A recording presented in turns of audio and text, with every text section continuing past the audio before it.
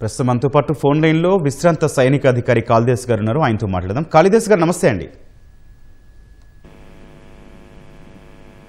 కాళిదాస్ గారు నమస్తే అండి. నమస్కారం సార్, ఆపరేషన్ సింధూర్లో భాగంగా మరోసారి పాకిస్తాన్ కుయుక్తుల్ని తిప్పికొట్టింది భారత్ సమర్థంగా. అయితే ఎలా తిప్పకొట్టగలిగాం సార్? వాళ్ళు దుస్సాహసానికి తెగబడ్డారు. మనము 9 ఉగ్రవాద శిబిరాలను కూల్చిన తర్వాత వాళ్ళు కూడా రిటాలియేట్ చేశారు.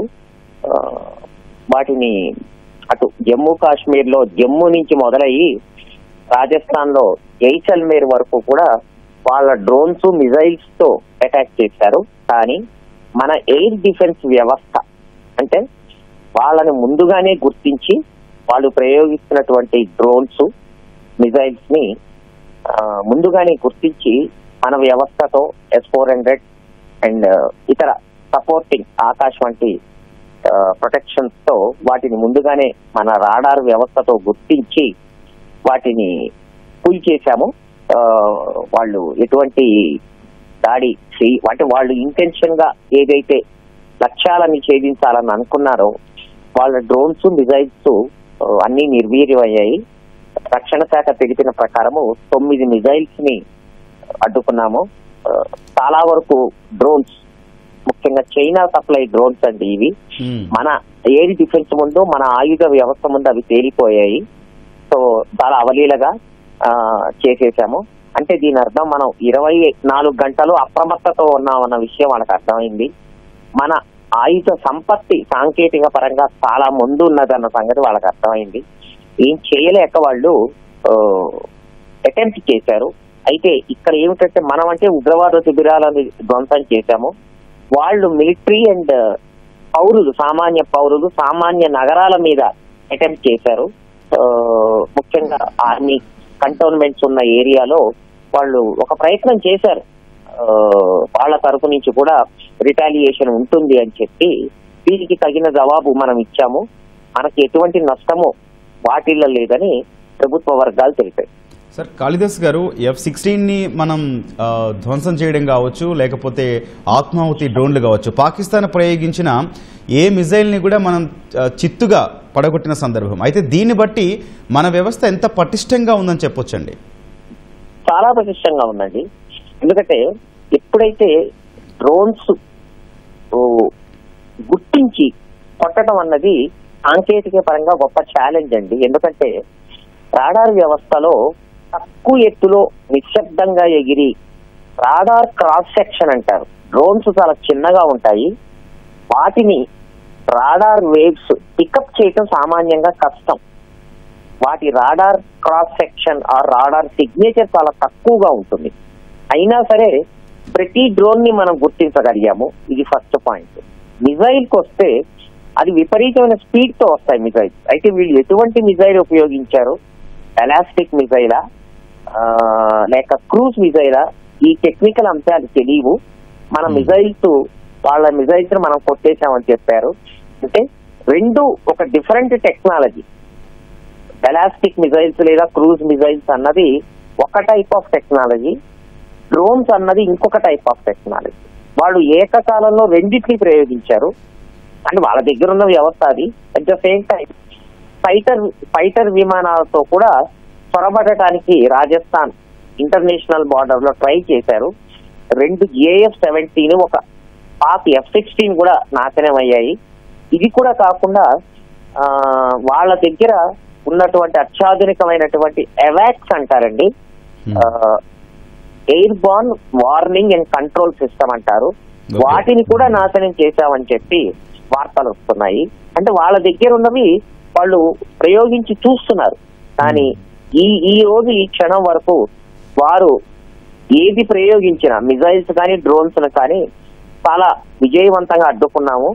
మన ప్రాణానికి కానీ, పౌరుల ప్రాణాలకు కానీ, ఆస్తులకు కానీ, మిలిటరీ అసెట్స్ కానీ ఎటువంటి నష్టం వాటిల్లో లేదని ప్రభుత్వ వర్గాలు చెప్తున్నాయి. కాకపోతే లైన్ ఆఫ్ కంట్రోల్లో విచ్చలవిడిగా ఆర్టిలరీ షెల్లింగ్ చేస్తూ సామాన్య పౌరుల పైన దాడులు చేస్తున్నారు. ఒకవేళ యుద్ధం అంటూ మొదలైతే వాళ్ళ లెక్క ప్రకారం కూడా మిలిటరీ అండ్ మిగతా వాళ్ళ మీద చేయాలి, కానీ సామాన్య పౌరుల మీద చేయటం అన్నది చాలా తీవ్రంగా ఖండించాలి. దీన్ని ఎలా చూడాలంటే వాళ్ళ వల్ల కాళిదాస్ కాలేదు. గారు, మనం అత్యంత ఖచ్చితత్వంతో పాక్లోని ఉగ్ర స్థావరాలని ధ్వంసం చేస్తే అటు పాకిస్తాన్ మాత్రం తనకున్న ఆయుధ సంపత్తితో పౌరుల నివాసాలని లక్ష్యం చేసుకోవడం కానీ, లేకపోతే భారత్లో కొన్ని కీలక ప్రదేశాలను లక్ష్యం చేసుకోవడాన్ని ఎట్లా చూడాలంటారు? వాళ్ళకి దే ఆర్ డెస్పరేట్ అండి. వాళ్ళు ఏం చేయాలో వాళ్ళకి తెలియట్లా. ఉగ్రవాద శిబిరాలని మొదటి రోజు చూసుకుంటే ఆపరేషన్ సింధూర్ లో మనం చెప్పాం, మనం చాలా ప్రిసైజ్ అంటే చాలా సునిశ్చితంగా కేవలము ఉగ్రవాద శిబిరాలను ఐడెంటిఫై చేసి ఖచ్చితమైనటువంటి ఇంటెలిజెన్స్ తో ఆ ఉగ్రవాద శిబిరాలను మట్టబుట్టి చేశాం. ఇంకా చాలా ఉన్నాయి కూడా. మరి తిరిగి దాడులు చేయాలంటే వాళ్ళు దేనిని దాడులు చేయాలి? మన దగ్గర ఉగ్రవాద శిబిరాలు లేవు కనుక వాళ్ళని వాళ్ళు సమర్థించుకోవటానికి ఇంకా వేరే ఆప్షన్ లేక మిలిటరీ టార్గెట్స్ లేదా ఏమాత్రం దొరికినా సామాన్యమైనటువంటి సిటీస్ వాటి మీద యుద్ధ తంత్రాన్ని, వాళ్ళకున్న యుద్ధ వ్యవస్థని ప్రయోగించడానికి అటెంప్ట్ చేశారు. కానీ చిత్తుగా ఫ్లాప్ అయ్యారు. అంతకన్నా ఆప్షన్ లేదు వాళ్ళ దగ్గర. రెండే ఆప్షన్స్ ఉన్నాయి. చేతులు ఎత్తేసి మేము ఓడిపోయామని ఒప్పుకోవటం అన్నా చేయాలి, లేదా రిటాలియేట్ చేయాలి. ఓకే, వాళ్ళ దగ్గర కూడా ఆయుధ వ్యవస్థలు ఉన్నాయి, ఆర్మీ, ఎయిర్ ఫోర్స్, నేవీ ఉన్నాయి. కానీ మనతో పోలిస్తే దీటైనవి లేవు. సో వాటి సహాయంతో అటాక్ చేయాలి అంటే ఇక్కడ ఏమున్నాయి? మిలిటరీ టార్గెట్స్ అన్నా చేయాలి, లేదా పౌరవాసాలన్నా చేయాలి, లేదా ఇతర టార్గెట్స్ చేయాలి. దానివల్ల ఏమవుతుంది? ఎస్కిలేట్ అవుతుంది వారు. అంటే వీళ్ళకి మనల్ని ప్రతిఘటిద్దామనే కాకుండా వార్ స్కేలింగ్ అంటారు దాన్ని, ఎస్కిలేట్ అంటే ఇంకా తీవ్రతరం చేసే దిశగా వెళ్తున్నారు. వాళ్ళు తగిన మూల్యం చెల్లించుకుంటారు. అట్లాగే పాకిస్తాన్కి సంబంధించిన ఆర్మీ కావచ్చు, సైనిక అధికారులు హమాస్తో చేతులు కలిపారు. ఎందుకంటే వాళ్ళు చేస్తున్న దాడులు అలాగే కనిపిస్తున్నాయంటూ కూడా భారత ఆర్మీ ఒక మెసేజ్ పాస్ చేసిన సందర్భం ఉందండి. అంతే కదా, కనపడుతుంది స్పష్టంగా. 3-4 నెలల క్రితం కొంతమంది హమాస్ లీడర్స్ పాకిస్తాన్ లో ఉన్నటువంటి తీవ్రవాదులతో చేతులు కలిపి వాళ్ళు కొన్ని డిస్కషన్స్ అయ్యారు. అంటే ఈ ఉగ్రవాదుల దాడుల్లో హమాస్ ఇజ్రాయెల్ పైన రకరకాలుగా హిజ్బుల్లా కూడా కలిపి వాళ్ళు దాడులు చేస్తూనే ఉన్నారు ఈ రోజు వరకు కూడా. వాళ్ళు ఇక్కడ ఉగ్రవాదులతో కలిసి పాకిస్తాన్ లో వాళ్ళతో వాళ్ళ అనుభవాలు లేకపోతే వాళ్లకున్నటువంటి ఇతరత్ర టెక్నాలజీస్ ఏమన్నా ఉంటే షేర్ చేసుకోవటానికి. ఎందుకంటే ఇప్పుడు దుర్మార్గులు వెధవలు ప్రపంచవ్యాప్తంగా ఎక్కడున్నా కలుస్తూనే ఉంటారు. సో ఆ రకంగా వాళ్ళు బ్రీఫింగ్ ఇచ్చి ఉండొచ్చు, మీరు ఈ విధంగా చేయండి అని చెప్పి. సో కేవలం పార్క్ ఆర్మీ అండ్ ఐఎస్ఐఏ కాకుండా ఇజ్రాయెల్ తో నిరంతరం పోరాడుతున్నటువంటి హమాస్ వాళ్ళ అనుభవాలు కూడా పంచుకొని ఉండొచ్చు. దానికి తగినట్టు ఆర్మీ, ఐఎస్ఐ ఈ ముగ్గురు వేరు కాదండి, ఒకటి గుర్తుపెట్టుకోవాలి. అక్కడ పాకిస్తాన్ లో ఆర్మీ, ఐఎస్ఐ అండ్ ఉగ్రవాదులే ఆ దేశాన్ని నడిపిస్తున్నారు. ప్రభుత్వాలు అన్నవి చాలా కీలు బొమ్మలు, అవి అసలు ఉన్నా లేనట్టే. అవి ఈ ముగ్గురే మొత్తం నడిపిస్తుంటారు. అందుకని హమాస్ లీడర్స్ వచ్చి పాకిస్తాన్ లో ఉన్నటువంటి ఉగ్రవాదుల నాయకత్వంతో చాలా సీరియస్ చర్చలు జరిగారని చెప్పి 3-4 నెలల కింద వార్తలు వచ్చాయి. వీళ్ళు వాళ్ళ గైడెన్స్ కూడా తీసుకుంటూ ఉంటారు. కాళిదాస్ గారు, మీకు సుదీర్ఘ అనుభవం ఉంది స్క్వాడ్రన్ లీడర్గా. మన దగ్గర పాకిస్తాన్ క్షిపణులను గుర్తించేందుకు ఎట్లాంటి సాంకేతిక పరిజ్ఞానం ఉంది? ఎందుకంటే వారికి సంబంధించిన యుద్ధ విమానాలు కావచ్చు, క్షిపణులు కావచ్చు, గాల్లో ఉండగానే అత్యంత సమీపం నుంచే వాటిని మనం ధ్వంసం చేస్తున్న పరిస్థితి ఉంది. మన దగ్గర ఉన్నటువంటి వ్యవస్థ చాలా అత్యాధునికమైందండి. రష్యా నుంచి ఇంపోర్ట్ చేసుకున్న ఉన్నాయి, మన సొంతంగా DRDO తయారు చేసినవి ఉన్నట్టున్నాయి. ఈసారి ప్రత్యేకత ఏం కనపడుతోందంటే వాళ్ళు దాదాపుగా టేక్ ఆఫ్ కాగానే కూడా టేక్ ఆఫ్ అయ్యి వాళ్ళు ఏ దిశగా వస్తున్నారు అన్నది పరిశీలించి దాన్ని మొదటి లెవెల్లోనే ట్రాక్ చేసేస్తారు. దాదాపుగా మన బార్డర్ కానీ మన లైన్ ఆఫ్ కంట్రోల్ దాటంగానే పేల్చేస్తుంటారు అనమాట. సో ఇది చాలా అత్యాధునికమైంది, కొత్తగా ఇంపోర్ట్ చేసుకున్నది. అది కార్యాచరణలోకి పెట్టి చూపించాము. ఎందుకంటే డ్రోన్స్ ని గుర్తించి కూల్చేయటం అన్నది కొంచెం కష్టతరమైంది, అత్యాధునికమైందిను మంచి అభ్యాసం కూడా ఉండాలి. కేవలము ఆధునికమైనటువంటి ఆయుధ వ్యవస్థ ఉంటే కాదండి, దాన్ని ప్రయోగించే నైపుణ్యము, అప్రమత్తత ఉండాలి. సో అది కూడా పొద్దున పూట రెగ్యులర్ టైమింగ్స్ లో అయితే అవన్నీ కనపడతాయి. కానీ రాత్రిపూట వస్తున్న వాటి ఈ మిజైల్స్ కానివ్వండి, డ్రోన్స్ కానివ్వండి ఎదుర్కోవటం చాలా గొప్ప విషయము. అందులోనూ ఆ క్రిటికల్ మూమెంట్ లో, ఎందుకంటే ఒక 10-15 నిమిషాలు తేడా వచ్చేసినా కూడా అవి లోపలికి దూసుకొచ్చి బాంబులు ప్రయోగించేస్తాయి. లేదా ఆత్మాహుతి డ్రోన్స్ అంటారు, అవి ప్రత్యేకంగా మిజైల్స్ బాంబులు ప్రయోగించి వెనక్కి వెళ్ళవు, అవి చాలా కాస్ట్లీ అవుతాయి. ఇవి చాలా తక్కువ కాస్ట్ లోనే ఉంటాయి, కానీ ఎఫెక్టివ్ గా ఉంటాయి. నేరుగా టార్గెట్స్ మీద దూసుకెళ్లి అవి అస్త్ర బాంబులు పేలిపోతాయి అన్నమాట. సో వాటిని ఏమాత్రం అప్రమత్తతగా ఉన్నా కూడా అవి ఏదో ఒక విధ్వంసాన్ని సృష్టిస్తాయి. కానీ ప్రతి డ్రోన్ ని ప్రతి క్షిపణిని, ముఖ్యంగా క్షిపణి చాలా వేగంగా వచ్చేస్తుంది. అంటే డ్రోన్ చాలా నెమ్మదిగా కదులుతూ వస్తుంది, రాడార్కి అదొక ఛాలెంజ్. క్షిపణులు చాలా తీవ్రమైన వేగంతో వస్తాయి, సూపర్ సానిక్ స్పీడ్ తో కూడా వస్తాయి. వాటిని ఎదుర్కోవటం ఇంకొక ఛాలెంజ్. ఏకకాలంలో రెండిటిని సమన్వయపరుస్తూ మన ఎయిర్ డిఫెన్స్, అంటే ముందు మన రాడార్ వ్యవస్థ, దాని తర్వాత వాటిని కూల్చేసేటువంటి భూమి నుంచి ఆకాశంలోకి ప్రయోగించే శామ్స్ అంటారండి, సర్ఫేస్ టు ఎయిర్ మిజైల్స్, వాటిని ఎంతో సమర్థవంతంగా మనం చేయగలిగాము. సో ఈ రోజు భారతదేశం యొక్క ఆయుధ వ్యవస్థ గొప్పతనము, దానిని అంతకన్నా విజయవంతంగా ప్రయోగించినటువంటి భారత వాయుసేన, భారత ఆర్మీ యొక్క ప్రతిభ, సామర్థ్యము, గొప్పతనం బయటపడ్డది. కాళిదాస్ గారు, అట్లాగే క్షిపణులతో పోల్చి చూస్తే డ్రోన్లు చాలా చిన్నవిగా ఉంటాయి పరిమాణంలో. అయితే దాడి కంటే ముందే మనం వాటిని ఎట్లా పసిగట్టి కూల్చగలుగుతున్నామండి? అంటే మన ఎయిర్ డిఫెన్స్ లో ఉన్నటువంటి రాడార్ వ్యవస్థతో అది చాలా పాసిబుల్ అన్నమాట. చాలా సుదూర కిలోమీటర్ల, 100 కిలోమీటర్ల దూరంగానే చూస్తాయి. లెక్క ప్రకారం ఎక్కడైతే మన వైపు దూసుకొస్తున్నాయి వాటి టార్గెట్ ఏమిటి. అయితే ఇప్పుడు ఈ డ్రోన్స్ లో కూడా స్వామ్ డ్రోన్స్ అని ఉంటాయండి. ఒకేసారి 1, 2, 3 కాకుండా ఒక 40, 50, 60 చేస్తే కూడా 1, 2, 1, 6 డ్రోన్స్ లోపలికి రావచ్చు. కానీ మాక్సిమం వాటిని ఎంగేజ్ చేసేటానికి ఉన్నటువంటి అధునాతకమైనటువంటి వ్యవస్థ మన దగ్గర ఉన్నది. అది ఈ రోజున ఒక నిజమైన యుద్ధంలో ప్రూవ్ అయింది. ఆ సంగతి పాకిస్తాన్ కూడా బాగా అర్థమై ఉంటుంది. 2 అటాక్స్ చేశారు వాళ్ళు, డ్రోన్స్ తోను, మిజైల్స్ తోను.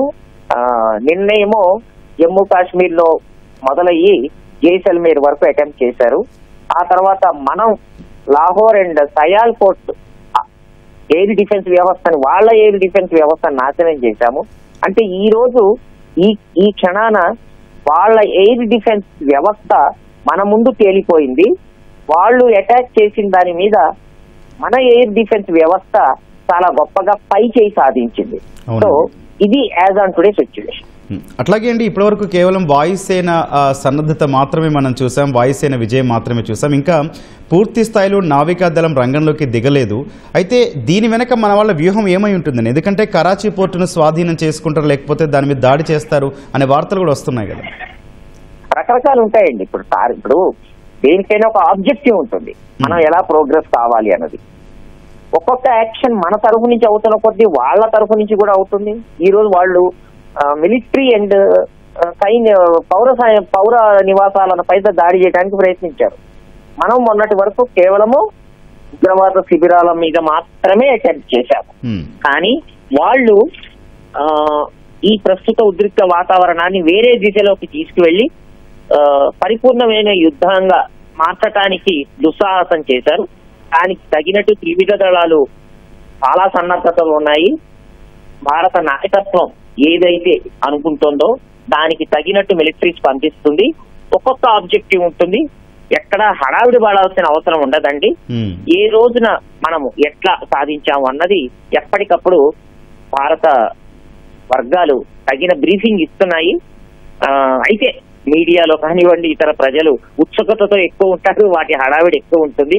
కానీ ఏం చేయాలి, ఎట్లా చేస్తే శత్రు దేశము కాళ్ళబేరానికి వస్తుంది, తలవంచుకుంటుంది అన్నది దేశ నాయకత్వానికి తెలుసు. దానిని ఖచ్చితంగా అద్భుతంగా భారత మిలిటరీ వ్యవస్థ, అంటే army, air force and navy కలిసికట్టుగా శత్రు దేశం మూతిపళ్ళు రాలిపోయేటట్టు సమాధానం ఇస్తాయి. మనం వేచి చూడొచ్చు. కాళిదాస్ గారు, ఇంకా పూర్తి స్థాయిలో పాకిస్తాన్కి దెబ్బ తగిలినా కూడా ఆ నొప్పి బయటికి తెలవకుండా జాగ్రత్త పడుతుంది. అయితే ఇంత దెబ్బతిన్న తర్వాత అయినా పాక్ వైఖరిలో మార్పు వస్తుందంటారండి? ఏమాత్రం రాదండి వాళ్ళ వైఖరిలో. ఎందుకంటే వాళ్ళు నిలువెల్ల విషయంతో భారతదేశం అంటే శత్రు దేశము, ఆదర్శ శత్రు అన్న చాలా అన్ఫార్చునేట్ దృక్పథంలో ఉన్నారు వాళ్ళు, వాళ్ళ ప్రజలు చాలా మంది. వాళ్ళు మన ఆయుధ వ్యవస్థ, మన మిలిటరీ దెబ్బకి, చావు దెబ్బ తిని తాళ్ల బేరానికి వచ్చే పరిస్థితి వస్తుంది. వాళ్ళు ఆ దిశగానే మూర్ఖంగా వెళ్తున్నారు, తగిన మూల్యం చెల్లించుకుంటారు. సార్, అలాగేనండి, ఈ ఆపరేషన్ సింధూర్ ప్రారంభమైనప్పటి నుంచి ఉగ్ర స్థావరాలని కానీ ఉగ్రవాదులను లక్ష్యంగా చేసుకుని ఏరి పారేస్తున్న సమయంలో చనిపోయిన ఉగ్రవాదుల మీద పాకిస్తాన్ వారి జాతీయ పతాకం కప్పడం కావచ్చు, లేదా ఆ పాకిస్తాన్ ఆర్మీకి సంబంధించిన నాయకులు నివాళులు అర్పించడం కావచ్చు, దీన్ని ప్రపంచ దేశాలు ఎట్లా చూస్తున్నాయండి? ప్రపంచ దేశాల ముందు చాలా సిగ్గుగా వాళ్ళు తలవంచుకోవాల్సిన పరిస్థితి వస్తుందండి. కానీ వాళ్ళు అటువంటివి ఏమి ఒక నిబంధనలు కానీ, ఒక పద్ధతి కానీ, ఒక ప్రోటోకాల్ కానీ పాటించే ఒక మర్యాదకరమైనటువంటి దేశం కాదు. అక్కడ ఉగ్రవాదుల్ని సైనిక లాంఛనాలతో అదేదో దేశం కోసం ప్రాణాలు వదిలిన వాళ్ళలాగా వాళ్ళు చేయటం అన్నది వాళ్ళు ఎంత సిగ్గు ఎగ్గు లేనటువంటి నీచమైన జాతి దేశం అని అర్థం అవుతోంది. అలా గనక చెయ్యకపోతే వాళ్ళకున్న సమస్య ఏంటంటే వాళ్ళ పెంచి పోషిస్తున్నటువంటి పాముకి, ఇంట్లో పాలు పోసి పెంచి పోషిస్తున్నటువంటి పాములు వాళ్ళ మీదే తిరగబడతారు. అందుకని అక్కడ దేశ ప్రజలకు కానీ వాళ్ళకి కానీ సమాధానం చెప్పుకోలేని పరిస్థితి. వాళ్ళందరూ ఏదో దేశానికి చాలా గొప్ప త్యాగం చేసినటువంటి వాళ్ళుగా బిల్డప్ ఇచ్చి వాళ్ళకి అటువంటి మర్యాదలు చేయటం అన్నది చాలా సిగ్గులేని విషయం. అది ప్రపంచం అంతటికీ తెలుసు. వాళ్ళ పరువు వాళ్లే తీసుకుంటున్నారు, కానీ అది గుర్తించే స్థితిలో లేరు, చాలా మూర్ఖత్వంతో ఉన్నారు. ఎందుకంటే ఆ వ్యవస్థ అలా తయారైపోయింది. ప్రజల దృక్పథము ఏదో రకంగా భారతదేశాన్ని నాశనం చేయాలి. దానికి ఏదైనా ఒక కారణం ఉన్నదా, ఒక పద్ధతి ఉన్నదా, ఒక రీజన్ ఉన్నదా? అలాంటివి ఏమీ లేదు. ఉగ్రవాదులకి సరైనటువంటి మర్యాద ఇవ్వకపోతే వాళ్ళ దేశమే అతలాకుతలం అయిపోతుంది, లేదా వాళ్ళలోని సివిల్ వార్ వచ్చేసేసి మీ వల్ల కావట్లేదు భారతదేశాన్ని నాశనం చేయాలని. మనం ఎటు తిప్పి ఎటు చూసినా అండి భారతదేశానికి వ్యతిరేకంగా అన్యాయంగా అధర్మంగా పిచ్చి వేషాలు వేసే వాళ్ళందరూ వాళ్ళ దృష్టిలో హీరోలు అన్నమాట. వాళ్లే రూపాంతరం చెందారు ఉగ్రవాదులుగా. చివరికి ఆ ఉగ్రవాదులే వాళ్ళ మీద తిరగబడతారు సరైన మర్యాద ఇవ్వకపోతే. పాకిస్తాన్ పరిస్థితి ముందు నుయ్యి వెనుక గుయ్యిలాగా ఉంది. అంతర్గతంగా వాళ్ళు కంట్రోల్ చేయలేరు, యుద్ధ పరంగా చూస్తే భారత్ తో యుద్ధం చేయలేరు. అన్నిటికన్నా ముఖ్యం ప్రపంచం మొత్తం మీద ఒక్క దేశం కూడా వాళ్ళకి సాంఘీభావం తెలపట్లేదు. అయినా వాళ్ళకి బుద్ధి రావట్లేదు. మనమే బుద్ధి చెప్తాము మనకున్న దౌత్య మార్గాల ద్వారా, మనకున్న మిలిటరీ మార్గాల ద్వారా. చివరిగా కాళిదాస్ గారు, సరిహద్దుల్లో సైతం పాక్ భారీగా కాల్పుల ఉల్లంఘనలకు పాల్పడుతున్న విషయంలో ఎట్లా బుద్ధి చెప్పొచ్చు అంటారు? మన దగ్గర ఆయుధ వ్యవస్థ ఉంది కదండి, అయితే బుద్ధి చెప్తాం. ఏది ఉంటాం వాళ్ళ ఉగ్రవాదుల ఇన్ఫ్రాస్ట్రక్చర్ నాశనం చేస్తాము. వాళ్ళు 2 సార్లు మన మిలిటరీ టార్గెట్స్ చేశారు కాబట్టి అంతర్జాతీయ పరంగా కూడా మన మిలిటరీ కూడా అవసరమైతే దేశ నాయకత్వం యొక్క ఆలోచన ప్రణాళిక ప్రకారము పూర్తి స్థాయిలో దిగితే వాళ్ళు తట్టుకోలేరు. సో వాళ్ళ గొయ్యి వాళ్లే తవ్వుకుంటున్నారు, వాళ్లే మన ట్రాక్ లో పడుతున్నారు. వాళ్ళు యుద్ధం ఆపే పరిస్థితిలో లేరు, చేసే పరిస్థితిలో కూడా లేరు. కనుక వాళ్ళ పరిస్థితి అడకత్తెరలో పోకచెక్కలాగా తయారైంది. దానికి తగిన సమాధానం చెప్తాము. వాళ్ళు కేవలం మూర్ఖత్వంగా వెళ్తున్నారు తప్ప వాళ్ళు చేసిన తప్పుని ఒప్పుకొని, ఎందుకంటే యుద్ధం ఎవరికి ఉపయోగకరం కాదు. 2 వైపులా ఆస్తి నష్టం, ప్రాణ నష్టం జరుగుతుంది. ఆ విజ్ఞత అనేది లేదండి వాళ్ళకి. మూర్ఖత్వంతో పోతున్నారు, చివరికి వాళ్లే నాశనం అవుతారు. రైట్, ధన్యవాదాలు కాళిదాస్ గారు.